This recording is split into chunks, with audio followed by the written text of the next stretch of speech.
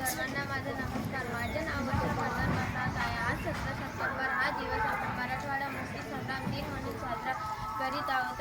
हा दिवस आपल्यासाठी फक्त एक दिवस नाही तर आपल्या इतिहासातला एक अविस्मरणीय क्षण आहे.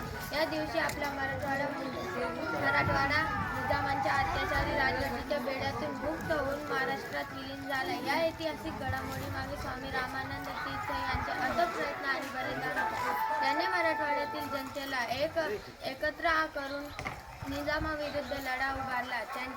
त्यांच्या नेतृत्वाखाली मराठवाड्यातील जनता एक झाल्यानेच आपण आज स्वतंत्रपणे श्वास घेत आहोत. मराठवाडा मुक्ती संग्राम हा भारताच्या स्वातंत्र्य संग्रामाचा एक महत्त्वपूर्ण भाग होता.